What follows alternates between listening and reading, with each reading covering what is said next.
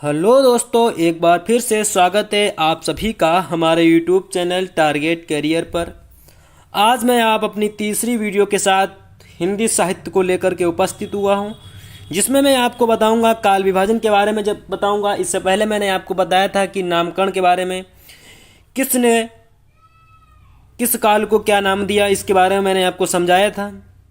आज मैं काल विभाजन के बारे में जानूंगा और इसमें से आपको आदिकाल के बारे में बताऊंगा, आदिकाल के ग्रंथों के बारे में बताऊंगा।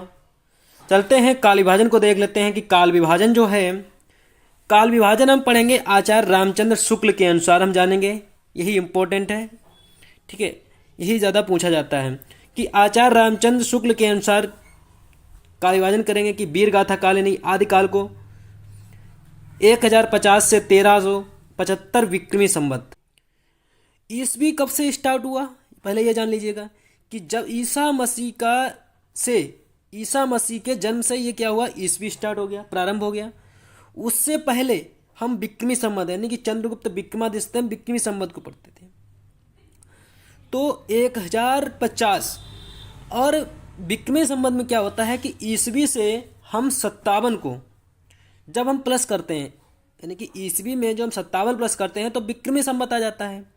इसी प्रकार से वीर गाथा काल यानी आदिकाल का 1050 से 1375 विक्रमी संवत चला। इसी प्रकार भक्ति काल को देख लेते हैं कि भक्ति काल जो है ये 1375 से 1700 विक्रमी संवत तक चला। रीतिकाल जो है 1700 से 1900 विक्रमी संवत चला। और गद्य काल यानी कि आधुनिक काल जो है ये 1900 विक्रमी संवत से अब तक, ठीक है, 1900 से अब तक जो है वो क्या है, आधुनिक काल है। मैंने आपको बताया था कि विक्रमी संवत से आपको ईसवी निकाली है तो 57 को माइनस करना है, और अगर ईसवी से विक्रमी संवत निकालना है तो प्लस 57 करना है। आशा करता हूं आपको समझ में आ गया होगा। चलते हैं आगे, देख लेते हैं कि आगे क्या है। आधुनिक काल को हम जो आधुनिक काल यानी कि गद्य काल है, आचार्य रामचंद्र शुक्ल ने इसे 4 भागों में विभक्त किया है, ठीक है। आधुनिक काल जो है गद्य काल को आचार्य रामचंद्र शुक्ल ने इसे 4 भागों में विभक्त किया है। अंधकार काल कहा है इसको, ये 1900 से 1925 विक्रम संवत है। ये प्रथम उत्थान यानी कि भारतेंदु युग कहा है इसे, 1925 से 1950 विक्रमी संवत है। ये द्वितीय उत्थान जो है द्विवेदी युग जो है ये 1950 से 1975 ईस्वी है। और तृतीय उत्थान जो है ये 1975 विक्रमी संवत से अब तक है, प्रेजेंट तक चल रहा है जो, ठीक है।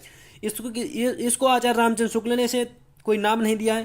क्वेश्चन पूछा जाता है कि द्विवेदी युग किसके नाम पर पड़ा, आचार्य हजारी प्रसाद द्विवेदी के नाम से पड़ा है या महावीर प्रसाद द्विवेदी के नाम से द्विवेदी युग पड़ा। ये आपको बता दें कि महावीर प्रसाद द्विवेदी के नाम से द्विवेदी युग का नाम पड़ा, ठीक है। आगे देखते हैं कि आगे अब हम आदिकाल को पढ़ेंगे। आदिकाल से पढ़ने से पहले मैं आपको इसको खाका तैयार करते हैं, जिससे आपको समझ में आ जाएगा कि किस प्रकार से हमें पढ़ना है। तो जान लेते हैं कि आदिकाल पढ़ने से पहले हम आपको बता दें कि आदिकाल को कैसे पढ़ना है। जो आदिकाल है, सबसे पहले हम आदिकाल में राजनैतिक कारण जानेंगे,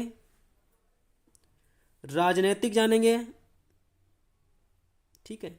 हम धार्मिक कारण जानेंगे, धार्मिक कारण के साथ साथ सामाजिक को भी जानेंगे, सामाजिक कारण क्या थे।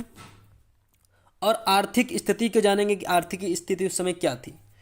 तो जान लेते हैं कि आदिकाल की जो समय सीमा है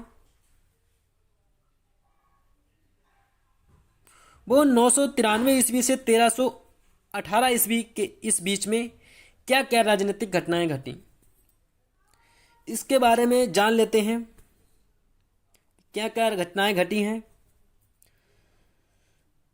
जो मैंने आपको बताया था कि ये वो काल है जिस बीच मोहम्मद गौरी ने पृथ्वीराज को 1192 ईस्वी में तराइन के दूसरे युद्ध में पराजित कर दिल्ली पर कब्जा कर लिया था। देख लीजिएगा कि 993 ईस्वी 993 ईस्वी, ये ईस्वी में है। अगर इसको विक्रमी संवत में ज्ञात करना है तो हम इसमें 57 को हम ऐड कर देते हैं। तो क्या हो जाएगा, 7 और 3 10 हो जाएगा, 10 का 0 हो जाएगा, हासिल लगा 1, 9 5 14, 1 15 के 5 हो जाएगा, हासिल लगा 1, 9 1 10। तो 1050 विक्रमी संवत आ गया। और 1318 का मतलब है, 1318 मतलब इसमें भी 57 को हम प्लस करेंगे। जब इसमें हम 57 को प्लस करेंगे तो 8 7 15 के 5 आ गया, हासिल लगा 1, 5 1 6, 6 1 7 आ गया। तो 1375। तो विक्रमी संवत के हिसाब से ये 1050 से 1300 तो क्या हो जाएगा, 7 और 3 10 हो जाएगा, 10 का 0 हो जाएगा, हासिल लगा 1, 9 5 14, 1 15 के 5 हो जाएगा, हासिल लगा 1, 9 1 10। तो 1050 विक्रमी संवत आ गया। और 1318 का मतलब है, 1318 मतलब इसमें भी 57 को हम प्लस करेंगे। जब इसमें हम 57 को प्लस करेंगे तो 8 7 15 के 5 आ गया, हासिल लगा 1, 5 1 6, 6 1 7 आ गया। तो 1375। तो विक्रमी संवत के हिसाब से ये 1050 से 1375 ईस्वी के हिसाब से 993 ईस्वी से 1318 ईस्वी से इस बीच में मोहम्मद गौरी ने क्या किया कि पृथ्वीराज से युद्ध हुआ तराइन के मैदान में 1192 में, 1192 ईस्वी में। तो 1192 ईस्वी में जो तराइन का दूसरा युद्ध हुआ उसमें पृथ्वीराज चौहान को उसने पराजित कर दिया। अब देख लेते हैं कि क्या घटना घटी, कैसे घटी, इसके बारे में हम थोड़ा आपको बता देते हैं, एक खाका तैयार कर देते हैं। जो जयचंद के न्योता देने पर, देखो जो कन्नौज का जो शासक था, कन्नौज के शासक जयचंद ने न्योता दिया किसको, मोहम्मद गौरी को। भारत आया 1191 ईस्वी में तराइन के मैदान में पृथ्वीराज से लड़ पड़ा। जयचंद ने क्या किया कि मोहम्मद गौरी को एक न्योता दिया कि आप आइए, और 1191 ईस्वी में उसको तराइन के मैदान में वो आया और पृथ्वीराज से लड़ पड़ा। तो पृथ्वीराज ने मोहम्मद गौरी को वो पटका मारा कि वो हार के चला गया। अब भाई हार के चला गया तो पृथ्वीराज ने ये सोचा कि अब ये वापस नहीं आएगा। पृथ्वीराज ने क्या किया कि वो अब अपनी संयोगिता के साथ मगन हो गए। उधर जाके मोहम्मद गौरी ने क्या किया कि वो मोहम्मद गौरी गया, ठीक है। मोहम्मद गौरी जब गया तो उसने केवल ये देखा, उसने 1 साल तक यह मूल्यांकन किया कि हम क्यों हारे तराइन में, मुझमें क्या कमियां थीं, मैं क्यों हार गया। उसने 1 साल तक इसका मूल्यांकन किया। उसने उस कमियों को दूर कर फिर वह 1192 ईस्वी में तराइन के मैदान में दोबारा फिर आ गया। अब पता चला पृथ्वीराज चौहान को कि मोहम्मद गौरी दोबारा फिर आ गया है। तो मोहम्मद गौरी ने क्या किया कि अपनी सेना को तैयार किया, अपनी सेना को तैयार करके और पहुंच गया तराइन के मैदान में युद्ध के लिए। जब इन दोनों का जब युद्ध हुआ उसमें मोहम्मद गौरी ने क्या किया कि उसका वो पटका लगाया कि वो पराजित हो गया। उसने मोहम्मद गौरी ने क्या किया कि पृथ्वीराज को पराजित कर दिया। जब उसने पराजित कर दिया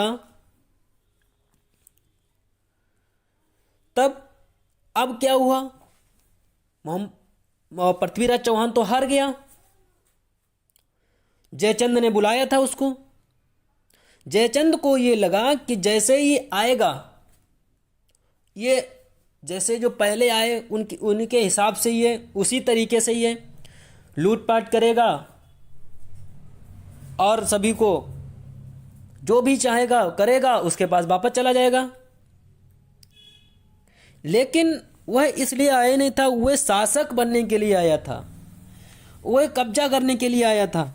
तो उसने क्या किया कि जब देखो बात है 1192 से और 1192 से युद्ध हुआ था, 1192 और 1191 में, ठीक है। तब से 1318 ईस्वी तक इस आदिकाल को लगभग 120 से 22 साल तक सबसे बड़ी घटना ये घट गई कि मुसलमानों ने जो हिंदू राजाओं को पराजित करके भारत पर पूरी तरह कब्जा जमा लिया। अब जब उसने कब्जा जमा लिया, मुसलमानों ने क्या किया कि जो हिंदू राजा थे उनको पराजित करके कब्जा कर लिया। तो राजनीतिक एक बड़ा काम हुआ कि अभी तक भारत में केवल एक धर्म था। आपको पता होगा कि भारत में केवल एक धर्म था मुसलमान के आने से पहले, केवल एक धर्म था, हिंदू धर्म। और जब मुसलमान आए, मुसलमानों ने जब कब्जा करना शुरू किया, तब एक नया धर्म आया, इस्लाम, यानी कि मुस्लिम धर्म आया। जब मुस्लिम धर्म आया तब क्या हुआ कि मेरे कहने का मतलब कि भारतीय समाज में एक नए धर्म का आगमन हुआ, जो राजा बनकर आया था या शासक बनकर। उसने धीरे धीरे हिंदुओं का गला काट छाटना प्रारंभ कर दिया। हिंदू का मतलब उसने जो राजपूत राजा थे उनको पराजित कर दिया। पराजित करने के बाद उधर अपना कब्जा कर लिया। तो मेन बात यहाँ से एक निकल के आती है कि सबसे बड़ी बात और मज़े की बात यह है कि आदिकाल के बाद दूसरा काल कौन सा आता है? भक्ति काल आता है। भक्ति काल में देखें, अगर राजा के रूप में देखें, जो भक्ति काल था उसको अगर राजा के रूप में देखें तो भक्ति काल शुरू होता है मोहम्मद बिन तुगलक के समय से। आपको याद होगा कि मोहम्मद बिन तुगलक ने क्या किया था कि दिल्ली से दौलताबाद अपनी राजधानी को बनाया था, क्योंकि जो दौलताबाद था वो उत्तर और दक्षिण के केंद्र में था। आपके मन में ये समझ में आ रहा होगा, क्वेश्चन आपके मन में ये उठ रहा होगा कि सर ये इसने दौलताबाद अपनी राजधानी को क्यों स्थानांतरित कर लिया, क्यों बनाया दिल्ली से दौलताबाद? क्योंकि ये उत्तर और दक्षिण के केंद्र में था, इसलिए उसने दौलताबाद अपनी राजधानी बनाई। कहने का मतलब ये है, मैं बस आपको ये बताना चाहता हूँ कि आदिकाल जो है, जो आदिकाल का समय था जब समाप्त हुआ, जब आदिकाल का समय समाप्त हुआ, यानी कि 1300 उसके हिसाब से 21वीं संवत के 1375 ईस्वी समाप्त हुआ, तब तक संपूर्ण उत्तर भारत पर, यानी राजस्थान को छोड़कर लगभग संपूर्ण उत्तर भारत पर मुसलमानों का राज हो गया था। यहाँ के राजा थे या तो हार चुके थे या उन राजाओं ने समर्पण कर दिया था। कहने का मतलब यह है कि आदिकाल में एक बहुत बड़ी घटना घटी। इसी काल में मुसलमानों ने प्रवेश किया और इस काल के समाप्त होते तक संपूर्ण उत्तर भारत पर मुसलमानों का कब्जा हो गया। तो राजनीतिक रूप से ये बहुत बड़ी घटना घटी है। तो आपको समझ में आ गया होगा कि राजनीतिक कारण क्या था। जब राजनीतिक कारण ये हुआ, आपको बता दिया, उसके साथ हम देखते हैं धार्मिक कारण क्या था। ये मैं आपको भूमिका तैयार कर रहा हूँ, इस भूमिका से आपको समझ में आ जाएगा, खटाखट समझ में आएगा आपको, ठीक है। तो चलते हैं कि धार्मिक रूप से ये काम हुआ कि हिंदू धर्म के साथ एक नया धर्म भारत में आया। वो कौन सा था? इस्लाम या मुस्लिम धर्म था। जो शासक बनकर आया था उसने हिंदू धर्म के तमाम मंदिरों, बौद्ध मठों को तोड़ फोड़ दिया। उन्हीं के अवशेषों से मस्जिद आदि का निर्माण कराया और धीरे धीरे स्थापत्य कला की तरफ बढ़ते चले गए। जिसका देखो, जब ये स्थापत्य कला की तरफ बढ़ते चले गए तो जिसका परिणाम मुगल काल में बनकर ताजमहल जैसी बिल्डिंग आई, जिससे कहा जाता है कि मुगल काल का संपूर्ण इतिहास खत्म कर दिया जाए तो अकेला ताजमहल उस काल की कहानी के रूप में पढ़ा जाएगा, यह पर्याप्त है। तो मेरे कहने का मतलब ये है कि धार्मिक दृष्टि से भी भारत में एक नया परिवर्तन आया, कि एक नया धर्म बनकर आया और शासक बनकर, कैसा आया? शासक बनकर आया, जिसने हिंदू धर्म को पराजित कर दिया। हिंदू धर्म को पराजित करके मुसलमान राज्य स्थापित हो गया।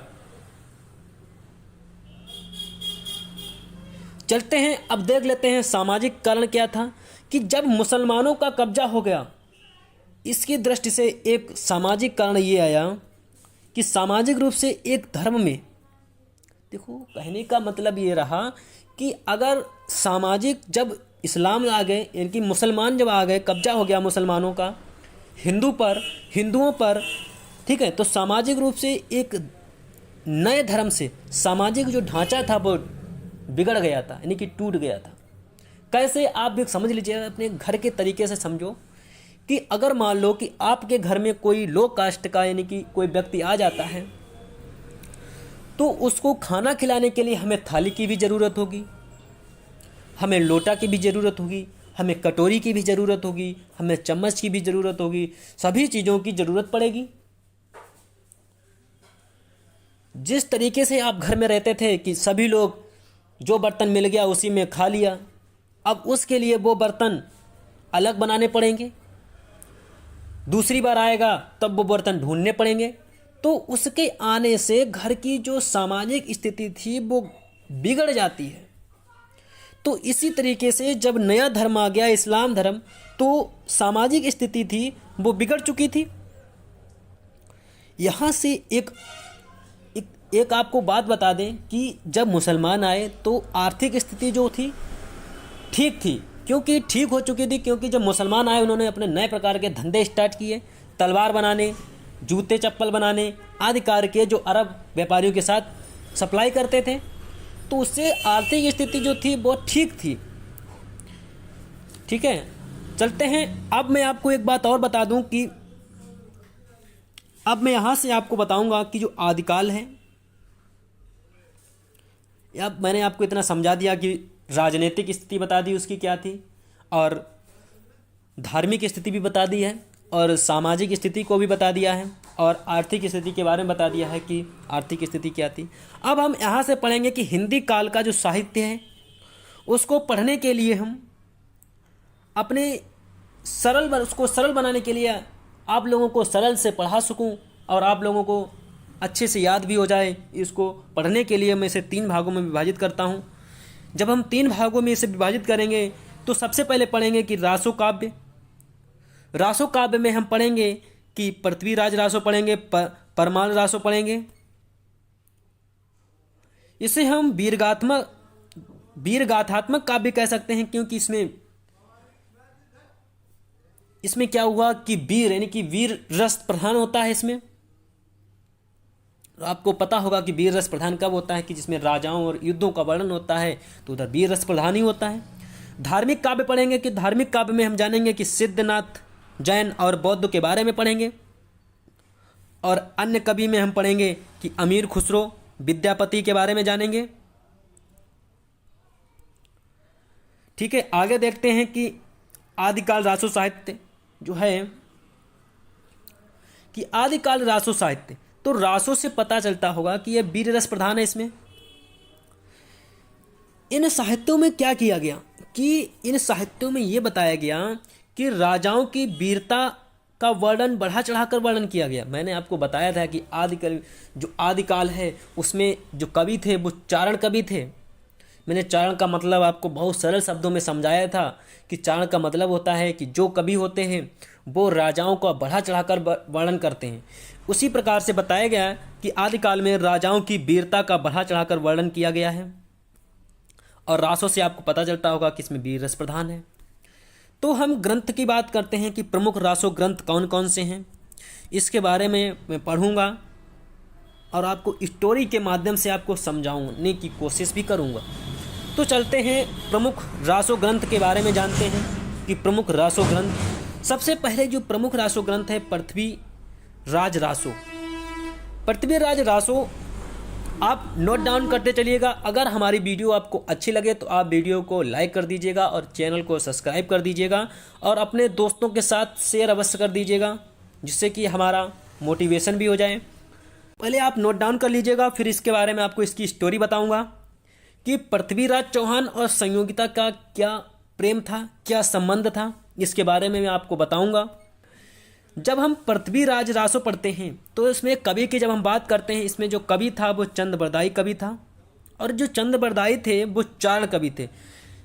कैसे कवि थे? चारण कवि। जो मैंने आपको बताया कि चारण कवि का मतलब होता है कि इसमें राजाओं का बढ़ा चढ़ाकर ये वर्णन करते हैं। इसमें जो नायक होता है वो पृथ्वीराज चौहान होता है, जिसमें बताया गया है कि चंद बरदाई कि 4 बांस 24 गज अंगुल अष्ट प्रमाण, ताऊ पर सुल्तान है मत चूको चौहान। ठीक है, इसमें जो नायक है पृथ्वीराज चौहान है, और नायिका की जब हम बात करते हैं तो इसमें नायिका जो है संयोगिता है। ठीक है, अगर हम इसमें रस की बात करते हैं, जब हम बात करेंगे तो इसमें आपको पता होगा कि इसमें वीर रस प्रधान है और इसमें श्रृंगार रस भी है। ठीक है, प्रधान की बात करते हैं तो इसमें वीर रस प्रधान है, और इसका जो विभाजन किया गया है, पृथ्वीराज रासों का जो विभाजन किया गया है, तो जैसे हमारी जो पुस्तकें होती हैं वो हमारा जो उसका विभाजन होता है वो पाठ में होता है। तो इसका जो विभाजन किया गया वो समय में विभाजन किया गया था। तो कितने समय? 69 समय में किया गया था। इसको आप समझ लीजिएगा कि जैसे हमारे पाठ होते हैं, ठीक है, उसी प्रकार से इसमें 69 पाठ थे, यानी कि 69 समय थे।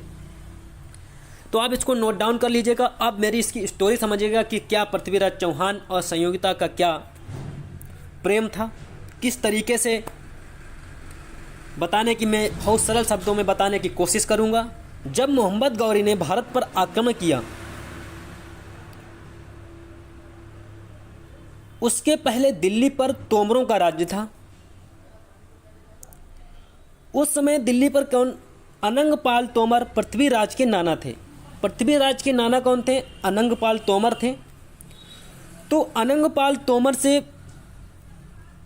गद्दी किसने ली? तो पृथ्वीराज चौहान ने गद्दी ले ली।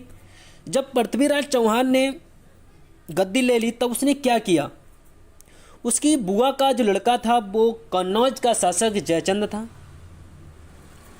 जो जयचंद था वो पृथ्वीराज चौहान के बारे में हमेशा नकारात्मक सोचता रहता था। अब वो नकारात्मक सोचता रहता था, हमेशा उसके बारे में गलत सोचता रहता था। ठीक है, तो जयचंद की पुत्री का नाम था संयोगिता। अगर आपको किसी के बारे में इतना सोचोगे, अच्छा सोचो या बुरा सोचो, तो उसके मन में हमेशा वो नाम गूंजता रहेगा। तब उसकी जो पुत्री थी संयोगिता, तो संयोगिता ने ये समझ लिया कि हमारे जो पिताजी हैं जयचंद, वो पृथ्वीराज के बारे में नकारात्मक सोचते हैं, व्यू तैयार करते हैं, उनके बारे में कभी सकारात्मक सोचते ही नहीं हैं।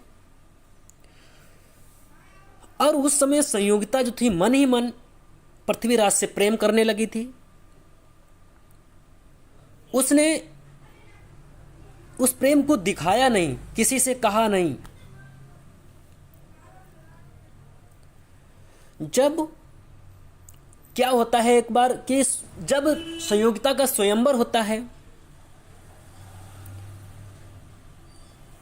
उस स्वयंवर में उसको पृथ्वीराज को नहीं बुलाया जाता है। उसने क्या किया पृथ्वीराज के लिए कि लोहे की 2 मूर्तियां पृथ्वीराज की बनवाई।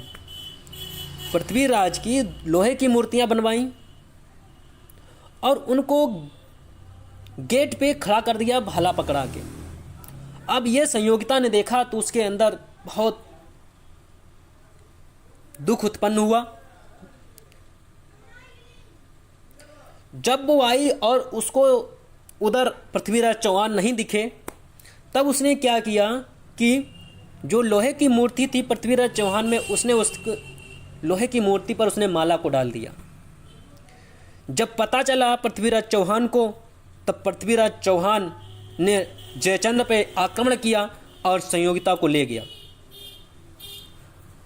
जब संयोगिता को ले गया और उसने जयचंद को पराजित भी कर दिया। अब जयचंद की इतनी हिम्मत तो है नहीं कि जो दोबारा युद्ध लड़े पृथ्वीराज से।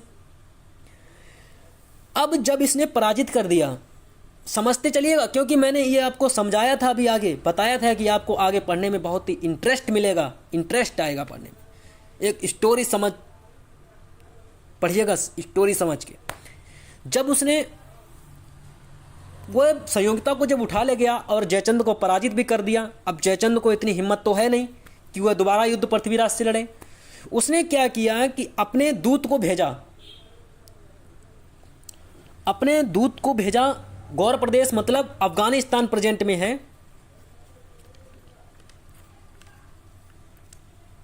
जब उसने उधर भेजा और पृथ्वी मोहम्मद गौरी को, ये जो मैंने आपको बताया था कि मोहम्मद गौरी को उसने न्योता दिया, उसने बुलाया, तब ये पृथ्वीराज को उसने ही तब उसने पृथ्वीराज को पराजित कराया। 91 में पृथ्वीराज ने 1191 में पृथ्वीराज ने मोहम्मद गौरी को हरा दिया था, पराजित कर दिया था। उसके बाद फिर दोबारा 1 साल बाद पृथ्वीराज से युद्ध करने आया मोहम्मद गौरी, उसने पृथ्वीराज को पराजित कर दिया।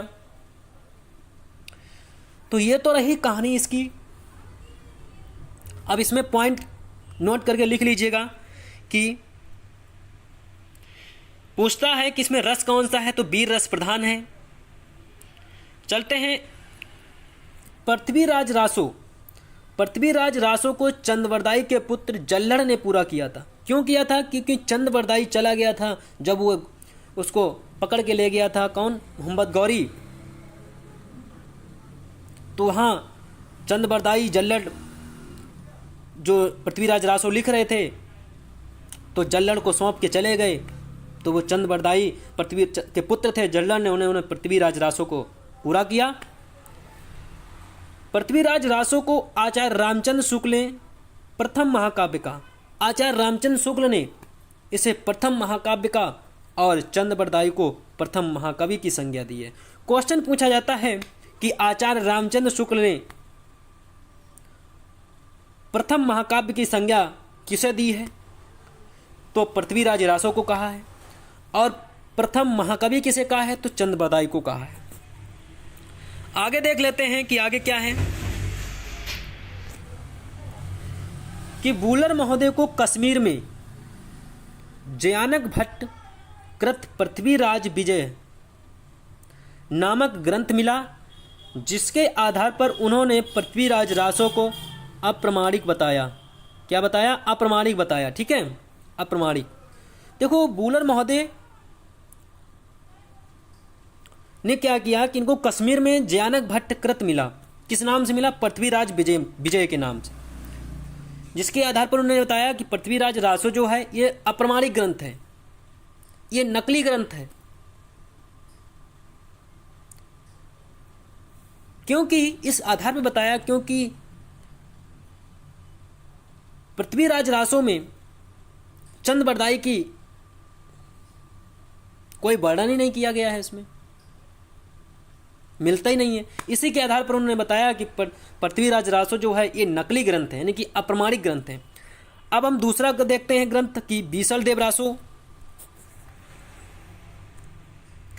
जब हम बीसल देव रासो को पढ़ेंगे, इसमें मैं आपको स्टोरी के माध्यम से आपको समझाऊंगा, स्टोरी के माध्यम से। ठीक है, तो इसमें पहले कवि देख लेते हैं कि कौन कवि था। तो नरपति नाहला इसमें कवि थे। नायिका का क्या नाम था? नायिका इसमें राजमती थी, जो भोज परमार की पुत्री थी। यहाँ पे नायक कर लीजिएगा, गलत हो गया थोड़ा, नायक। ठीक है, नायक। अब नायक की जब हम बात करते हैं तो बीसल देव इसमें नायक था, विग्रह राज चतुर्थ के नाम से जाना जाता था। और रस की जब हम बात करते हैं तो इसमें रस जो था श्रृंगार रस था। इसकी क्या कहानी है, क्या स्टोरी है इसकी?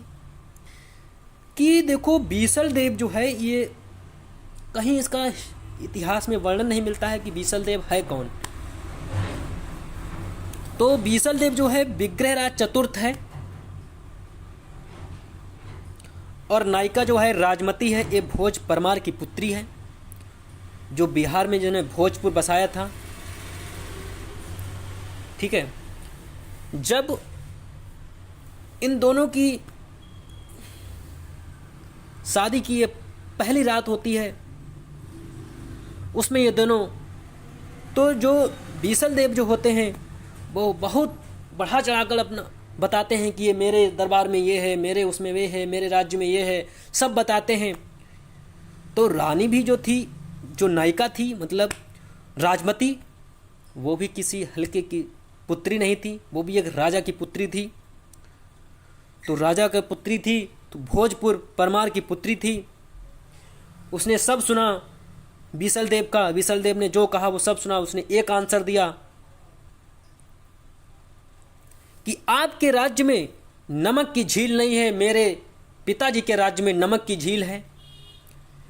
अब ये बात तो बीसल देव के चुभ गई। तो बीसल देव ने क्या किया कि बीसल देव ने राजमती से कहा कि मैं जब तक अपने राज्य में नमक की झील नहीं बनाऊंगा या नहीं रखूंगा तब तक मैं आऊंगा, वापस नहीं आऊंगा। मैं जीत कर लाऊंगा नमक की झील को। फिर वो बीसल देव क्या करते हैं, निकल जाते हैं, पड़ोसी राज्य में चले जाते हैं। जब पड़ोसी राज्य में जाते हैं भेष बदल के, आपने बाहुबली 2 देखी होगी, उसमें जब वो भेष बदल के जाता है दूसरे राज्य में, उसी तरीके से इन्होंने अपना भेष बदल लिया और पहुंच गया दूसरे राज्य में। लेकिन एक स्थिति जब आती है, कितना भी कोई भेष बदल लेता, लेकिन जब वो काम आता है तब पता तो चल ही जाता है कि ये कौन है। जब वो पहुंच गया वहां के राजा को पता चल गया कि ये बीसल देव हैं, वह पैरों पड़ गया। तो बीसल देव ने कहा कि मुझे आपके राज्य की नमक की झील चाहिए। उन्होंने कहा कि ठीक है ले लो। उन्होंने नमक की झील को ले लिया और फिर वापस चले गए। ठीक है, चलते हैं आगे, फिर देख लेते हैं कि इसमें पॉइंट नोट करी जाए कि इसमें बताया गया है कि इसमें बीसल देव व राजमती के विवाह के बिछड़ने तथा उनके पुनर्मिलन की कथा बताई गई है कि बीसल देव के राजमती विवाह कैसे हुआ, विवाह से वो कैसे बिछड़े और उसके बाद दोबारा फिर कैसे पुनर्मिलन में हुआ उनका। ठीक है, नोट डाउन कर लीजिएगा। ठीक है, चलते हैं आगे देख लेते हैं यह एक ऐसा रासो ग्रंथ है जो कि श्रृंगार रस प्रधान है। कौन सा? बीसल देव रासो, जो एक ऐसा ग्रंथ है जिसमें श्रृंगार रस प्रधान है। और जो पृथ्वीराज रासो और परमार रासो, इसमें वीर रस प्रधान होता है। लेकिन यह एक ऐसा ग्रंथ है कि इसमें श्रृंगार रस प्रधान है। बीसल देव रासो में राजमती के वियोग को दर्शाने के लिए 12 मासे का प्रयोग किया है। कैसे प्रयोग किया 12 मासे का? कि जब वो चले जाते हैं छोड़ के तो वो वियोग करती है 12 मास, यानी कि 12 महीनों जो ऋतु आती हैं कि सभी ऋतु दिन सभी वियोग करती है कि मैंने ये गलत बोल दिया इसके बारे में। तो ये 12 मासे का प्रयोग करती है। ये 12 मास जो हैं ये कार्तिक महीने से प्रारंभ होता है। ठीक है, जो 12 मास है ये कार्तिक महीने से प्रारंभ होता है। चलते हैं अब आगे देखते हैं कि अब पढ़ेंगे परमाल रासो, कि अब परमाल रासो पढ़ेंगे। परमाल रासो जो है इसे आला खंड के नाम से भी जानते हैं, परमाल रासो। ठीक है, जब हम परमाल रासो को पढ़ते हैं, यहाँ कवि के जब बात करते हैं तो जगनी के एक कवि थे। नायक की जब बात करते हैं तो आला और उदल ये नायक थे और नायिका कोई थी नहीं। तो रस की बात करते हैं, इसमें वीर रस प्रधान होता है। इसमें देख लेते हैं कि श्याम सुंदर दास जी ने इसे परमाल रासो के नाम से प्रकाशित कराया। पहले ये आला खंड के नाम से प्रकाशित था, उसके बाद ये जब बाबू श्याम सुंदर दास जी ने इसे परमाल रासो के नाम से प्रकाशित कराया और यह सर्वाधिक लोक प्रचलित रासो ग्रंथ है। और यह भी कहा जाता है कि जो आला है वो अमर है, आला अमर है।